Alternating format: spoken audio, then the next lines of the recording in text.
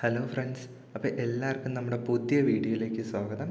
ഇന്ന് നമ്മൾ നോക്കാൻ പോകുന്നത് SLC ഫിസിക്സിലെ ഫസ്റ്റ് ചാപ്റ്ററായിട്ടുള്ള എഫക്റ്റ് ഓഫ് ഇലക്ട്രിക് കറണ്ട് എന്ന ഫസ്റ്റ് ചാപ്റ്ററിലെ സെക്കൻഡ് പാർട്ടാണ്. നമ്മുടെ ഫസ്റ്റ് പാർട്ട് നമ്മൾ ചാനലിൽ ചെയ്തിട്ടിട്ടുണ്ട്. ആ ഫസ്റ്റ് പാർട്ട് കണ്ടതിന് ശേഷം മാത്രം ഈ സെക്കൻഡ് പാർട്ട് കാണുക, എങ്കിലേ നിങ്ങൾക്കത് മനസ്സിലാവത്തുള്ളൂ. അപ്പോൾ ഇനി നമുക്ക് നേരെ വീഡിയോയിലോട്ട് പോവാം. നമ്മളപ്പോൾ ഇനി ആദ്യമായിട്ട് ഡിസ്കസ് ചെയ്യാൻ പോകുന്നത് സീരീസ് കണക്ഷനാണ്. ഇന്നത്തെ ഫസ്റ്റ് ടോപ്പിക് എന്ന് പറയുന്നത് സീരീസ് കണക്ഷനാണ്. അപ്പോൾ ആദ്യമായിട്ട് നമ്മൾ നോക്കാൻ പോകുന്നത് എന്തെന്ന് പറഞ്ഞു കഴിഞ്ഞാൽ സീരീസ് കണക്ഷനാണ്. സീരീസ് കണക്ഷൻ എന്ന് പറഞ്ഞാൽ എന്താണ്? നമ്മുടെ ചിത്രത്തിൽ കാണിച്ചേക്കുന്ന പോലെ റെസിസ്റ്റേഴ്സ് സീരീസ് ആയിട്ട് കണക്ട് ചെയ്യുക, അതായത് ഒന്നിന് പുറകെ ഒന്നായിട്ട് സീരീസ് പോലെ കണക്ട് ചെയ്യുന്നതിനെയാണ് സീരീസ് കണക്ഷൻ എന്ന് പറയുന്നത്. ഒന്നിനോട് യോജിപ്പിച്ച് അടുത്തത്, ഇനി അതിനോട് യോജിപ്പിച്ച് അടുത്ത്, അങ്ങനെ എത്ര എണ്ണം വേണോ ഒന്നിന് പിറകെ ഒന്നായി കണക്ട് ചെയ്യുന്നതിനെയാണ് നമ്മൾ എന്തെന്ന് പറയുന്നത്? Series connection. സീരീസ് കണക്ഷൻ്റെ പ്രത്യേകത എന്താണ്? സീരീസ് കണക്ഷനിൽ കൂടെ ഒഴുകുന്ന കറണ്ട് കോൺസ്റ്റൻ്റ് ആയിരിക്കും, അതായത് എല്ലായിടത്തും കറണ്ട് ഒരുപോലെ ആയിരിക്കും.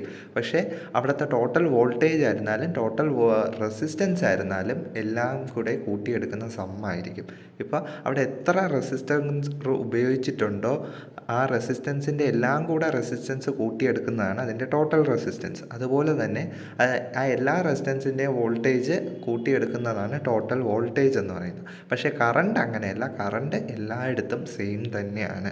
അതാണ് സീരീസ് കണക്ഷൻ്റെ ഒരു പ്രത്യേകത. സീരീസ് കണക്ഷനിൽ കറണ്ട് കോൺസ്റ്റൻ്റ് ആയിരിക്കും, എല്ലായിടത്തും ഒരുപോലെ ആയിരിക്കും. അതാണ് സീരീസ് കണക്ഷൻ. അടുത്തതായിട്ട് പറയുന്നത് എന്താണ്? Parallel connection. പാരലൽ കണക്ഷൻ എന്താണ്?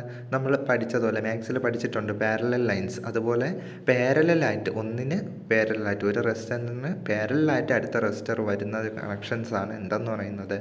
പാരലൽ കണക്ഷൻസ് എന്ന് പറയുന്നത്. ഒരു റെസിസ്റ്ററിന് പാരലലായിട്ട് അടുത്ത റെസിസ്റ്റർ വരുന്നതിനാണ് നമ്മൾ പാരലൽ കണക്ഷൻ എന്ന് പറയുന്നത്. പാരലൽ കണക്ഷനിലെ പ്രത്യേകത എന്താണ്? അവിടെ വോൾട്ടേജ് കോൺസ്റ്റൻ്റ് ആയിരിക്കും, എല്ലായിടത്തും സെയിം വോൾട്ടേജ് ആയിരിക്കും ഉണ്ടാവുന്നത്. പക്ഷേ കറണ്ടും റെസിസ്റ്റൻസും ഡിഫറൻ്റ് ആയിരിക്കും. കറണ്ട് എന്ന് പറയുന്നത് എന്തായിരിക്കും? എല്ലായിടത്തെയും ഓരോ റെസിസ്റ്ററിലും കൂടെ ഒഴുകുന്ന കറണ്ട് കൂട്ടിയെടുക്കുന്നതായിരിക്കും ടോട്ടൽ കറണ്ട് എന്ന് പറയുന്നത്. ഇവിടെ ഇപ്പോൾ എന്താണ്? I1 I2 എന്ന് പറയുന്ന രണ്ട് എന്നേ ഉള്ളൂ. ഇപ്പം മൂന്നാമതൊരു R3 എന്ന് പറയുന്ന ഒരു റെസിസ്റ്ററും കൂടെ ഉണ്ടായിരുന്നെങ്കിൽ I1 ടോട്ടൽ കറണ്ട് I എന്ന് പറയുന്നത് I1 + I2 + I3 എന്ന് പറഞ്ഞ് പോകുമായിരുന്നു. പക്ഷേ ഇവിടെ രണ്ടെണ്ണം ഉള്ളതുകൊണ്ടാണ് I1ഉം I2 എന്ന് പറഞ്ഞ് എഴുതിയിരിക്കുന്നത്. അതേപോലെ എത്ര റെസിസ്റ്റർ ഉണ്ടോ അത്രയും റെസിസ്റ്ററിൻ്റെയും കൂടെ കറണ്ട് എല്ലാം കൂടെ കൂട്ടിയെടുക്കുന്നതാണ് ടോട്ടൽ കറണ്ട് എന്ന് പറയുന്നത്. പക്ഷേ ഇവിടുത്തെ റെസിസ്റ്റൻസ് കണ്ടുപിടിക്കുന്നത് ഒരു വ്യത്യാസമുണ്ട്. നേരത്തെ സീരീസിൽ പറഞ്ഞത് എന്താണ്? നമ്മൾ എല്ലാം കൂടെ അങ്ങ് കൂട്ടിയെടുക്കുമെന്നാണ് പറഞ്ഞത്. പക്ഷേ നമ്മുടെ പാരലൽ കണക്ഷനിൽ വരുന്ന സമയത്ത് R = R1 × R2 / R1 + R2 എന്നാണ് പറയുന്നത്. R1 × R2 / R1 + R2 എന്ന് പറയുന്നതാണ് എന്തെന്ന് പറയുന്നത്? ടോട്ടൽ റെസിസ്റ്റൻസ് എന്ന് പറയുന്നത്. അപ്പോൾ ഇത് ശ്രദ്ധിച്ചോളുക. നമ്മുടെ സീരീസിലും പാരലലിലും റെസിസ്റ്റൻസ് കണ്ടുപിടിക്കുന്നത് വ്യത്യസ്തമായിട്ടാണ്. ഈ റെസിസ്റ്റൻസിൻ്റെ ഇക്വേഷനൊക്കെ വെച്ചിട്ട് പ്രോബ്ലംസൊക്കെ നമുക്ക് സാധാരണ പരീക്ഷയ്ക്ക് ചോദിക്കാറുണ്ട്. നമുക്ക് എല്ലാം കൂടെ ചേർത്ത് ലാസ്റ്റ് ഒരു വീഡിയോ നമ്മൾ പ്രോബ്ലം സെക്ഷൻ ചെയ്യുന്നതാണ്. അപ്പോൾ അവിടെ നമുക്ക് എന്ത് ചെയ്യാം? ഈ ഇത് വെച്ചിട്ടുള്ള പ്രോബ്ലംസ് നമുക്ക് ഡിസ്കസ് ചെയ്യാം. പരീക്ഷകൾക്ക് പിന്നെ സാധാരണയായിട്ട് കാണപ്പെടുന്ന അടുത്തൊരു ചോദ്യമാണ് ഇത് അടുത്ത ഈ കാണിച്ചേക്കുന്ന ഈ ഒരു ടേബിള്. അതായത് സീരീസിലും പാരലലിലും റെസിസ്റ്റേഴ്സിൻ്റെ പ്രത്യേകതകളെ പറ്റി പറയുന്നതാണ് ഈ ഒരു ടേബിള് ഭയങ്കര ഇമ്പോർട്ടൻ്റ് ആണ്, കാരണം പല പരീക്ഷകൾക്ക് ഇത് ചോദിച്ചിട്ടുണ്ട്. അപ്പം നമുക്കത് നോക്കാം. റെസിസ്റ്റേഴ്സ് ഇൻ സീരീസും റെസിസ്റ്റേഴ്സ് ഇൻ പാരലൽ കണക്ഷനുമാണ് പറയുന്നത്. ആദ്യമായിട്ട് തന്നെ നമുക്ക് എന്ത് ചെയ്യുന്നുണ്ട്? റെസിസ്റ്റേഴ്സ് ഇൻ സീരീസ് കണക്ഷൻ തന്നിട്ടുണ്ട്. സീരീസ് കണക്ഷനിലെ റെസിസ്റ്റർ എന്താണ്? എഫക്റ്റീവ് റെസിസ്റ്റൻസ് ഇൻക്രീസസ്, അതായത് ടോട്ടൽ എഫക്റ്റീവ് റെസിസ്റ്റൻസ് എന്ന് പറയുന്നത് കൂടിയായിരിക്കുന്നത്. കാരണം എല്ലാത്തിൻ്റെയും കൂടെ നമ്മൾ കൂട്ടിയെടുക്കുന്നുണ്ട്. എഫക്റ്റീവ് റെസിസ്റ്റൻസ് എന്ന് പറയുന്നത് സീരീസ് കണക്ഷനിൽ കൂടുതലായിരിക്കും. പക്ഷേ എന്ന് പറഞ്ഞാൽ എന്താണ്? പാരലൽ അങ്ങനെയല്ല. എഫക്റ്റീവ് റെസിസ്റ്റൻസ് എന്തായിരിക്കും? ഡിഗ്രീസ് ആയിരിക്കും. എഫക്റ്റീവ് റെസിസ്റ്റൻസ് എന്താണ്? അവിടെ കുറവായിരിക്കും. ഏതിൽ? പാരലൽ കണക്ഷനിൽ. പക്ഷേ എഫക്റ്റീവ് റെസിസ്റ്റൻസ് എവിടെ കൂടുതലായിരിക്കും? സീരീസിൽ കൂടുതലായിരിക്കും. അടുത്ത രണ്ടാമത്തേതായിട്ട് പറയുന്നത് എന്താണ്? ഇവിടെ പാരലലാണ് തന്നിരിക്കുന്നത്. എന്താണ്? Current through each resistor is different. ഓരോ റെസിസ്റ്ററിൽ കൂടെ ഉള്ളയും കറണ്ട് ഡിഫറെൻ്റ് ആയിരിക്കും എന്നാണ് പറയുന്നത്. അതേസമയം സീരീസിലാണെങ്കിലോ, സീരീസിലെ current through each resistor is same. ഓരോ റെസിസ്റ്ററിൽ കൂടെ ഒഴുകുന്ന കറണ്ട് സെയിം ആയിരിക്കും. നമ്മൾ സീരീസ് കണക്ഷൻ പഠിച്ചപ്പോൾ പറഞ്ഞാണ് സീരീസ് കണക്ഷനിൽ കറണ്ട് എല്ലായിടത്തും സെയിം ആയിരിക്കും. പക്ഷേ പാരലൽ കണക്ഷനിൽ കറണ്ട് എല്ലായിടത്തും സെയിം ആയിരിക്കത്തില്ല. തൊട്ടടുത്ത പോയിന്റ് പറയുന്നത് എന്താണ്? പൊട്ടൻഷ്യൽ ഡിഫറൻസ് അഥവാ വി എന്ന് പറയുന്നത് എവിടെ ആണ് പാരലിലാണ് കോൺസ്റ്റൻറ്റ്. പക്ഷേ എന്ത് ചെയ്യുന്നുണ്ട്, സീരീസ് കണക്ഷനിൽ കോൺസ്റ്റൻ്റ് അല്ല. ഓരോന്നിൻ്റെയും ഈച്ച് റെസിസ്റ്ററിൻ്റെ പൊട്ടൻഷ്യൽ ഡിഫറൻസ് അഥവാ വി എന്ന് പറയുന്നത് ഡിഫറൻ്റ് ആയിരിക്കും. പക്ഷേ പാരലൽ കണക്ഷനിൽ വി സെയിം ആയിരിക്കും. എല്ലാ റെസിസ്റ്ററിൻ്റെയും വി എന്ന് പറയുന്നത് എന്തായിരിക്കും, സെയിം ആയിരിക്കും. ലാസ്റ്റ് പറയുന്ന പോയിൻ്റ് ഇമ്പോർട്ടൻ്റ് ആണ്. എന്താണ്, പാരലൽ കണക്ഷനിൽ നമുക്ക് എന്ത് ചെയ്യാം, ഓരോ റെസിസ്റ്ററിനെ സെപ്പറേറ്റ് സ്വിച്ച് വെച്ച് കൺട്രോൾ ചെയ്യാൻ സാധിക്കും. അതായത് ഒരു സ്വിച്ച് വെച്ച് അതിനെ അതുവഴി കറണ്ട് കടത്തിവിടാനും കടത്തിവിടാതിരിക്കാനും ഒക്കെ നമുക്ക് സാധിക്കും. പക്ഷേ ഈ സീരീസ് കണക്ഷനിൽ നമുക്കത് സാധിക്കുകയില്ല. സീരീസ് കണക്ഷനിൽ എന്താണ്, നമുക്ക് ആകെ എല്ലാം കൂടെ ഒരൊറ്റ സ്വിച്ചിൽ കൺട്രോൾ ചെയ്യാൻ പറ്റും. സെപ്പറേറ്റ് സ്വിച്ച് വെച്ച് എന്ത് ചെയ്യാൻ സാധിക്കില്ല, നമുക്ക് ഓരോ റെസിസ്റ്ററിനെയും സീരീസ് കണക്ഷനിൽ കൺട്രോൾ ചെയ്യാനായിട്ട് സാധിക്കത്തില്ല. പക്ഷേ പാരലൽ കണക്ഷനിലാണെന്നുണ്ടെങ്കിൽ ഓരോ റെസിസ്റ്ററിനെ സെപ്പറേറ്റ് സ്വിച്ചസ് ഉപയോഗിച്ച് നമുക്ക് എന്ത് ചെയ്യാൻ സാധിക്കും, കൺട്രോൾ ചെയ്യാൻ സാധിക്കും. ഓക്കെ, ഒന്നും കൂടെ ശ്രദ്ധിച്ച് നോക്കണം. സീരീസിൽ എഫക്റ്റീവ് റെസിസ്റ്റൻസ് ഇൻക്രീസ് ചെയ്യും, പാരലൽ എഫക്റ്റീവ് റെസിസ്റ്റൻസ് ഡിക്രീസ് ചെയ്യും. സീരീസിലെന്ന് പറയുന്ന സമയത്ത് കറണ്ട് സെയിം ആണ്, ഓരോ റെസിസ്റ്ററിലും ഏത് റെസിസ്റ്റർ എടുത്താലും സെയിം ആണ്. പക്ഷേ പാരലൽ എടുക്കുന്ന സമയത്ത് ഓരോ റെസിസ്റ്ററിൽ കറണ്ട് ഡിഫറൻ്റ് ആണ്. സീരീസിൽ പൊട്ടൻഷ്യൽ ഡിഫറൻറ്റ് ഓരോ റെസിസ്റ്ററിലും ഡിഫറൻ്റ് ആണ്. പക്ഷേ പാരലിൽ പൊട്ടൻഷ്യൽ ഡിഫറൻസ് ഓരോ റെസിസ്റ്ററിലും സെയിം ആണ്. നമുക്ക് സീരീസിൽ സെപ്പറേറ്റ് സ്വിച്ച് വെച്ച് ഓരോ റെസിസ്റ്ററിനെയും കൺട്രോൾ ചെയ്യാൻ സാധിക്കത്തില്ല. പക്ഷേ പാരലിൽ നമുക്ക് എന്ത് ചെയ്യാൻ സാധിക്കും, സെപ്പറേറ്റ് സ്വിച്ച് ഉപയോഗിച്ച് ഓരോ റെസിസ്റ്ററിനെ നമുക്ക് കൺട്രോൾ ചെയ്യാനായിട്ട് സാധിക്കും.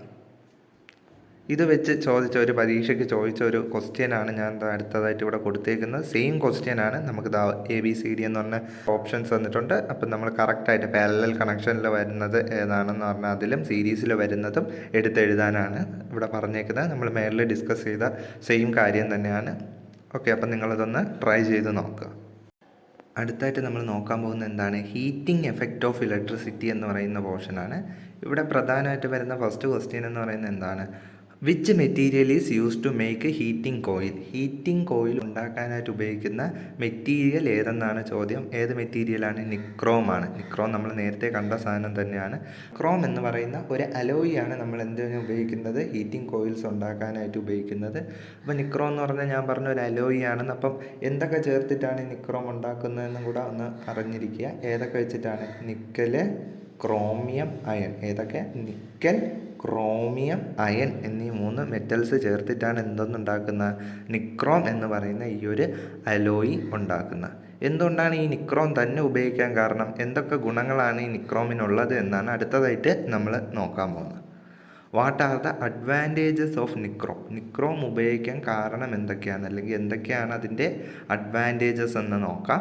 ഹൈ റെസിസ്റ്റിവിറ്റി, നമ്മൾ നേരത്തെ ഫസ്റ്റ് സെക്ഷൻ പഠിച്ചപ്പോഴേ നമ്മൾ പറഞ്ഞാണ്, നിക്രോമിൻ്റെ കാര്യം പറഞ്ഞപ്പോൾ നിക്രോമിനുള്ളത് വളരെ ഹൈ റെസിസ്റ്റൻസ് ആണ്. അതുകൊണ്ട് തന്നെ വളരെ വലിയ ഒരു ഹൈ റെസിസ്റ്റിവിറ്റി അതിനുണ്ട്. അതേപോലെ തന്നെ ഹൈ മെൽറ്റിംഗ് പോയിൻ്റ് ആണ്. മെൽറ്റിംഗ് പോയിൻ്റ് വളരെ കൂടുതലാണ്. അതുകൊണ്ട് തന്നെ അതെന്ത് ചെയ്യില്ല, പെട്ടെന്നൊന്നും ബ്രേക്കായി പോകത്തില്ല. അതേപോലെ ability to remain red hot condition for a long time without getting oxidise. എന്ത് ചെയ്യാൻ പറ്റും, റെഡ് ഹോട്ട് കണ്ടീഷനിൽ, നല്ല ചുട്ടു പഴുത്ത ആ ഒരു കണ്ടീഷനിൽ എന്ത് ചെയ്യാൻ സാധിക്കും, ഒരുപാട് നേരം നിൽക്കാൻ ആർക്ക് സാധിക്കും, ഈ നിക്രോമിന് സാധിക്കും. അതുപോലെ തന്നെ ഓക്സിഡൈസ്ഡായി പോവാതെ ഒരുപാട് നേരം റെഡ് ഹോട്ട് കണ്ടീഷനിൽ നിലനിൽക്കാൻ ആർക്ക് സാധിക്കും, ഈ നിക്രോമിന് സാധിക്കും. ഇതൊക്കെയാണ് നിക്രോം നമ്മൾ എന്തായിട്ട് ഉപയോഗിക്കാൻ, ഹീറ്റിംഗ് കോയിലായിട്ട് ഉപയോഗിക്കാനുള്ള പ്രധാന കാരണങ്ങൾ. അടുത്തതായിട്ട് നമ്മൾ നോക്കാൻ പോകുന്നത് സേഫ്റ്റി ഫ്യൂസാണ്. എന്താണ് സേഫ്റ്റി ഫ്യൂസ് എന്നാണ് പേര് പറയുന്നത് പോലെ തന്നെ നമ്മുടെ സർക്യൂട്ടിൻ്റെ സേഫ്റ്റിക്ക് വേണ്ടി ഉപയോഗിക്കുന്ന ഒരു ഫ്യൂസാണ് സേഫ്റ്റി ഫ്യൂസ്. ഇതും എന്താണ്, heating effect of electric current എന്ന് പറയുന്ന ആ ഒരു പ്രിൻസിപ്പിൾ ഉപയോഗിച്ച് വർക്ക് ചെയ്യുന്ന ഒരു ഡിവൈസ് തന്നെയാണ്. അപ്പോൾ ഇതെങ്ങനെയാണ് വർക്ക് ചെയ്യുന്നതെന്ന് ഫസ്റ്റ് ഞാനൊന്ന് ജസ്റ്റ് പറയാം. ഈ ഒരു സേഫ്റ്റി ഫ്യൂസിനകത്ത് എന്ത് കാണും, ഒരു ഒരു ഫ്യൂസ് വയർ കാണും. ഒരു ഫ്യൂസ് വയറുണ്ട്, അതായത് ഒരു വയർ കണക്ട് ചെയ്തേക്കും. ഈ വയറെന്ന് പറയുന്നത് എന്താണ്, വളരെ സ്പെഷ്യലായിട്ടുള്ള ഒരു അലോയ് ഉപയോഗിച്ച്, അതായത് ടിന്നും ലെഡും ഇമ്പോർട്ടൻ്റ് ആണ്. ഈ ഫ്യൂസ് വയർ ഉണ്ടാക്കിയേക്കുന്നത് എന്തുകൊണ്ടാണ്, ടിന്നും ലെഡും എന്ന് പറയുന്ന അലോയീസ് ഉപയോഗിച്ചിട്ടാണ് നമ്മൾ ഈ ഫ്യൂസ് വയർ ഉണ്ടാക്കിയേക്കുന്നത്. എന്തുകൊണ്ടാണ് ഇത് തന്നെ ഉപയോഗിക്കാനുള്ള കാരണം, ഇതിന് വളരെ ലോ മെൽറ്റിംഗ് പോയിൻ്റ് ആണ്. അതായത് ഈ ഒരു അലോയുടെ മെൽറ്റിംഗ് പോയിൻ്റ് വളരെ കുറവാണ്. അതുകൊണ്ട് തന്നെ ഒരു എക്സസ് ആയിട്ട് കറണ്ട് എപ്പോഴാണോ ആ സർക്യൂട്ടിലോട്ട് കയറി വരുന്നത് ആ ഒരു സമയത്ത് എന്ത് ചെയ്യും, ഈ ഒരു ഫ്യൂസ് വയറിൽ ഒരു ഓവറായിട്ട് എക്സസ് ആയിട്ട് ഹീറ്റ് ജനറേറ്റ് ചെയ്യുകയും ആ ഫ്യൂസ് വയർ പെട്ടെന്ന് തന്നെ എന്ത് ചെയ്യും, ബ്രേക്ക് ചെയ്ത് പോവുകയും ചെയ്യും. അതിൻ്റെ ഫലമായിട്ട് എന്ത് ചെയ്യും, ഈ എക്സസ് ആയിട്ട് വന്ന കറണ്ട് എങ്ങോട്ട് കയറില്ല, നമ്മുടെ സർക്യൂട്ടിലോട്ട് എൻ്റർ ചെയ്യാൻ സാധിക്കത്തില്ല. അതുവഴി എന്ത് ചെയ്യും, നമ്മുടെ ഡിവൈസസ് എല്ലാം പ്രൊട്ടക്റ്റ് ചെയ്യാനും സാധിക്കും. അഥവാ എന്ത് ചെയ്യുന്നുണ്ട്, ഈ സേഫ്റ്റി ഫ്യൂസ് ഉപയോഗിച്ചില്ലെങ്കിൽ എന്ത് സംഭവിക്കും, ഈ എക്സസ് ആയിട്ട് കയറി വരുന്ന കറണ്ട് നേരെ നമ്മുടെ ഡിവൈസിലോട്ട് ചെല്ലുകയും നമ്മുടെ എല്ലാ ഡിവൈസസും കംപ്ലൈൻ്റ് ആയി പോവുകയും ചെയ്യും. അതിന് നിന്ന് നമ്മുടെ ഡിവൈസസിനെ സംരക്ഷിക്കാൻ വേണ്ടിയാണ് നമ്മൾ എന്ത് ഉപയോഗിക്കുന്നത്, സേഫ്റ്റി ഫ്യൂസ് ഉപയോഗിക്കുന്നത്. സേഫ്റ്റി ഫ്യൂസ് ഉപയോഗിക്കുമ്പോൾ എന്ത് പറ്റും, ഈ എക്സസ് ആയിട്ട് കയറി വരുന്ന കറണ്ട് ഈ ഫ്യൂസിനകത്ത് വയറിൽ കൂടെ കടന്നു പോകുമ്പോൾ വയറിൽ ഹീറ്റ് ജനറേറ്റ് ചെയ്യുകയും എന്ത് ചെയ്യും, ഈ വയറ് ബ്രേക്കായി പോവുകയും ചെയ്യും. വയറ് ബ്രേക്കായി പോകുന്നത് കൊണ്ട് തന്നെ അതിന് മുന്നോട്ട് പോകാൻ സാധിക്കാതെ വരും. അതിലൂടെ നമ്മുടെ ഡിവൈസിനെ പ്രൊട്ടക്റ്റ് ചെയ്യാൻ സാധിക്കും. ഇതാണ് സേഫ്റ്റി ഫ്യൂസിൻ്റെ വർക്കിംഗ് എന്ന് പറയുന്നത്. ഇതിൽ ഓർത്തിരിക്കേണ്ട പ്രധാന പോയിന്റ് ഇതാണ്, ഫ്യൂസ് വയർ എന്ന് പറയുന്നത് ടിന്നും ലെഡും ചേർത്തുണ്ടാക്കിയ അലോയ് വെച്ചിട്ടാണ് ഉണ്ടാക്കുന്നത്. എന്തുകൊണ്ടാണ് ഈ ഒരു അലോയ് ഉപയോഗിക്കാനുള്ള കാരണം എന്ന് വെച്ച് കഴിഞ്ഞാൽ അതിന് വളരെ ലോ മെൽറ്റിംഗ് പോയിൻ്റ് ആയതുകൊണ്ടാണ്. പിന്നെ ഒരു കാര്യം കൂടെ ഇവിടെ നമ്മൾ സേഫ്റ്റി ഫ്യൂസ് പഠിക്കുമ്പോൾ ശ്രദ്ധിച്ചിരിക്കേണ്ട കാര്യം എന്ന് പറഞ്ഞാൽ, സേഫ്റ്റി ഫ്യൂസ് നമ്മൾ കെട്ടുന്ന സമയത്ത് അല്ലെങ്കിൽ ഇടുന്ന സമയത്ത് ശ്രദ്ധിക്കേണ്ട 2 കാര്യങ്ങളുണ്ട്. അതെന്താണെന്ന് പറഞ്ഞു കഴിഞ്ഞാൽ, നമ്മൾ സേഫ്റ്റി ഫ്യൂസ് കണക്ട് ചെയ്യുന്ന സമയത്ത് അതിൻ്റെ എൻഡൊക്കെ വളരെ കറക്റ്റായിട്ട് ടൈറ്റായിട്ട് കണക്ട് ചെയ്യണം. അതിൻ്റെ അധികമായിട്ട് എക്സസ് ആയിട്ടുള്ള ഭാഗങ്ങളൊന്നും എന്ത് ചെയ്യല്ല, പുറത്തോട്ട് പ്രൊജക്റ്റ് ചെയ്ത് നിൽക്കുന്ന രീതിയിൽ ആയിരിക്കരുത് നമ്മൾ കെട്ടാനുള്ളത്. വളരെ കറക്റ്റായിട്ട് തന്നെ കെട്ടണം, ടൈറ്റായിട്ടാണ് കെട്ടാനുള്ളത്. അതുപോലെ തന്നെ എന്ത് ചെയ്യണം, അതിൻ്റെ ഒരു ഭാഗവും സേഫ്റ്റി ഫ്യൂസിൻ്റെ ഒരു ഭാഗവും ഫ്യൂസിൽ നിന്ന് പുറത്തേക്ക് നിൽക്കുന്ന പ്രൊജക്റ്റ് ചെയ്ത് നിൽക്കുന്ന രീതിയിൽ കെട്ടാൻ പാടില്ല. ഈ ഒരു 2 കാര്യം കൂടെ നമ്മൾ എന്ത് ചെയ്യണം, ഫ്യൂസ് വയർ കെട്ടുന്ന സമയത്ത് ശ്രദ്ധിക്കുക. ഇത്രയാണ് സേഫ്റ്റി ഫ്യൂസിനെ പറ്റി പഠിക്കാനുള്ളത്. അപ്പോൾ ഇന്നത്തെ ക്ലാസ് എല്ലാവർക്കും മനസ്സിലായി എന്ന് വിചാരിക്കുന്നു. എന്തെങ്കിലും ഡൗട്ട്സ് ഉണ്ടെന്നുണ്ടെങ്കിൽ നമ്മുടെ കമൻറ്റ് ബോക്സിൽ ഇടുക. തുടർന്നും ഇതേപോലുള്ള വീഡിയോസ് ലഭിക്കുന്നതിനായി നമ്മുടെ ചാനൽ ഒന്ന് സബ്സ്ക്രൈബ് ചെയ്യുക. Thanks for watching.